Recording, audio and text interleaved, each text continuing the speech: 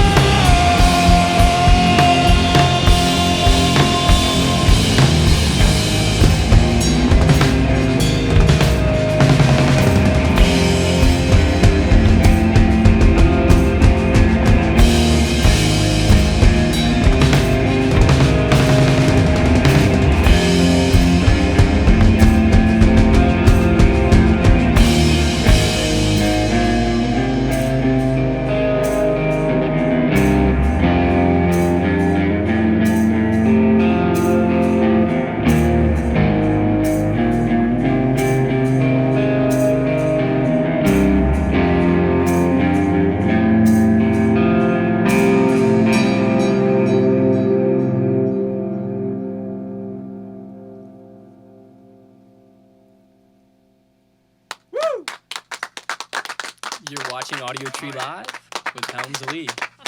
Sounds huge in here. It sounds great. These amps sound awesome.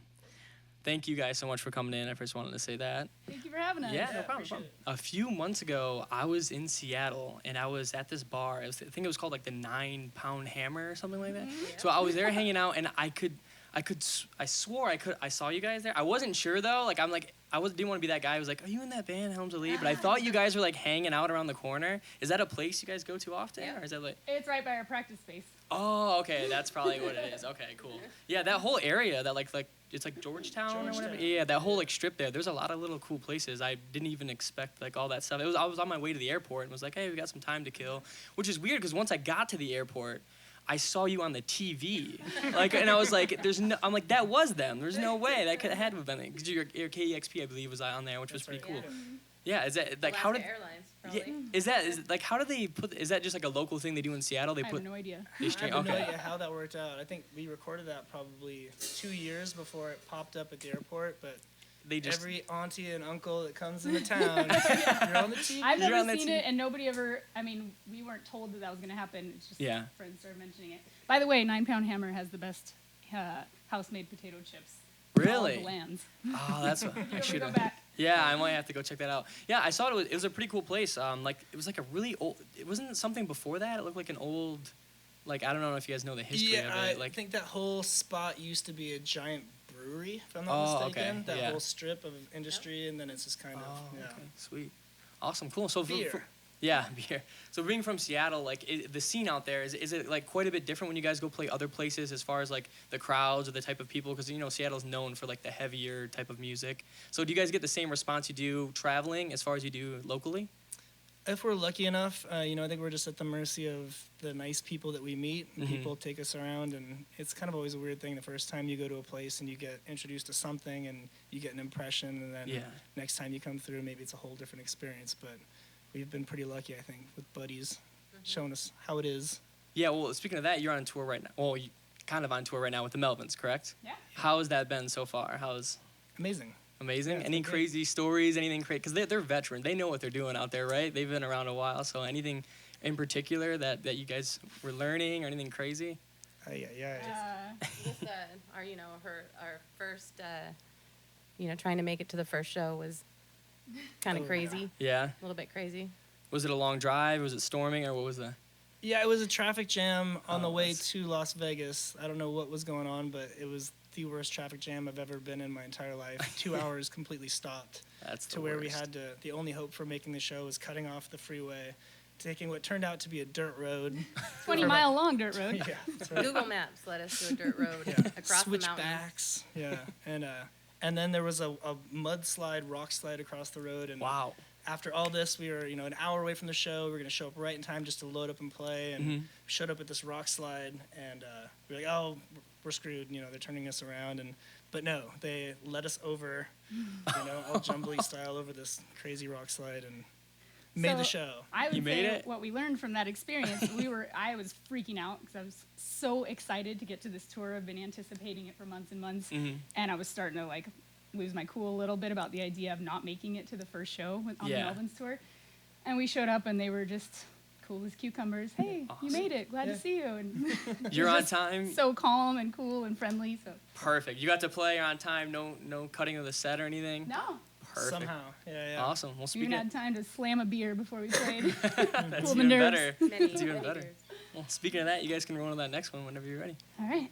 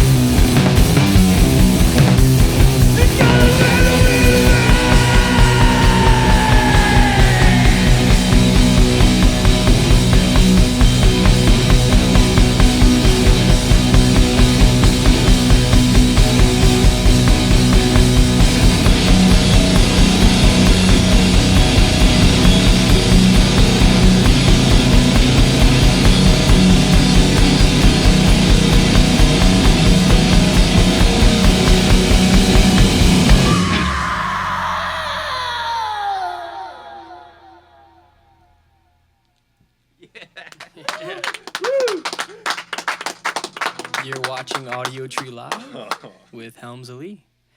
I was snooping around on the internet, and I think it was something Dana posted. There's a photo of all of you dressed up like witches and warlocks. I think Kurt was with it, Kurt Ballou. Like he did help record this album, right? Was that the? Yes. He recorded it and produced it, yeah. Okay, was that in Salem? Because like you guys were like all dressed. Was that a photo? Yeah, Okay. yep. When in Rome. I don't know It's Yeah. if that was- Salem's version of old-timey photos. Okay, that's what it was. Yeah, because there's a couple of them on there. Did they just give you a bunch of props? You like could dress up and that type No, we of deal. brought all that shit. We had it. Yeah. I didn't know if Kurt had that laying around the studio for some. Yeah, all he those does. for the tones, that he makes. Now, how was it working with him? Was it a pretty cool experience or? So Yeah, it was great. Yeah. I mean, it was a total blitzkrieg kind of thing. It was, get in, get out, get it done, and they're so professional and organized, and it was all about just working out the songs and performances, and it was really slick. Yeah. Cool. And because I know he's like kind of known for like that heavier sound, which obviously you guys fit into that realm. And did you guys spend a lot of time on like tones and focusing on that type of area, or were you just like in and out, like you said, just like live doing it quick or? No, it was. I would say there's lots of work on tones. Yeah. Just not like technically. We just got to kind of stand there and play, and he had lots of tools to play with and try a lot. And you had a lot of fun stuff going on. Yeah, I Yeah. usually have one pedal, Mm-hmm. and I used probably like 30 different pedals. I don't even know the names of them anymore. It was in a Like- whirlwind of pedals. Were they all lined up at separate times, or how was it like? It was all crazy, yeah. Yeah. All different times, even like the same part in a song, just Just different. Because I see sometimes he like bi-amps the bass as well. Did you have like 2 amps, or were you running like DI? Do you remember? I think I was just my regular old setup. Cool. Well, Just a million pedals. yeah. Well, the songs I have heard that have been released sound amazing. So that sounds really Thank good. you. Yeah. Thanks. You guys can roll on to the next one then whenever you're ready.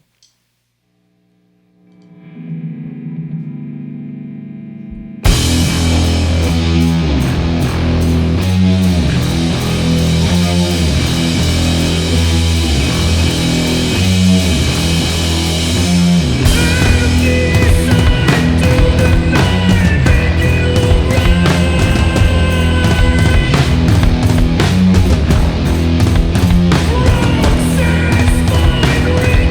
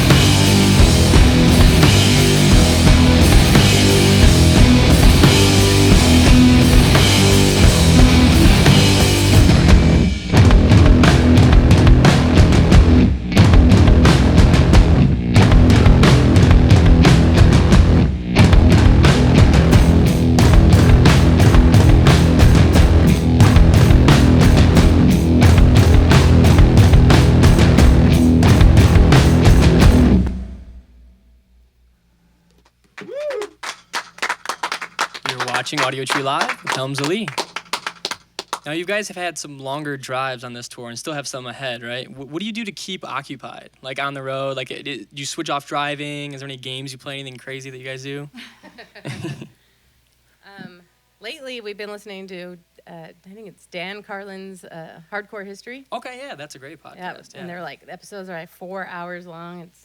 It takes a lot of time. It's good. Keeps us occupied. Listened to some ghost stories the other night. That helped me a lot.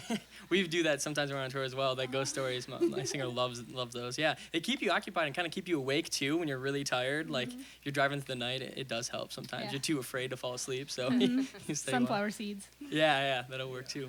Do you guys ever like while you're on the road or while you're like searching through places, do you ever like seek out specific foods or specific places when you're in areas? Oh, yeah. Regional delights, is that what you mean? Yeah. Is that what it? Regional delights, yeah. Yeah. Is that a thing? We're historically really bad at it. Yeah. We're generally, in the South somewhere looking for barbecue and end up at a fast food joint. Yeah. So we give up and, Yeah. Do you? But, pho around the world is kind of one of the main things that we're always searching out. Yeah. Any luck with any like killer spots lately? Or? Yeah. Oh, we had some good stuff yesterday. I thought that was really good. Yeah. Wherever the hell that was. Fargo.